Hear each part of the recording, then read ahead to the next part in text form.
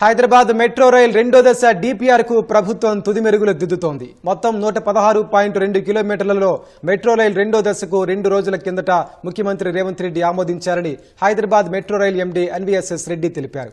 32,237 కోట్ల రూపాయల అంచనా వ్యయంతో మెట్రో రైల్ రెండో దశ చేపట్టనున్నారు.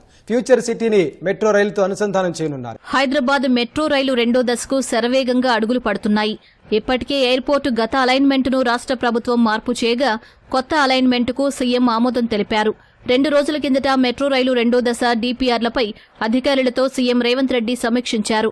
రెండో దశలో కొత్తగా ఫ్యూచర్ సిటీకి మెట్రో రైలు సేవలు అందుబాటులోకి తీసుకురావాలని అధికారులను ఆదేశించారు. ఆ మేరకు స్కిల్ యూనివర్సిటీని కలుపుతూ 6 కారిడార్లో డిపిఆర్కు సీఎం రేవంత్ రెడ్డి ఆమోదం తెలిపారని హైదరాబాద్ మెట్రో రైలు ఎండీ ఎన్వీఎస్ రెడ్డి తెలిపారు. ఇందుకోసం 32,237 కోట్ల రూపాయల అంచనాతో రెండో దశ చేపట్టనున్నామని ఆయన వెల్లడించారు.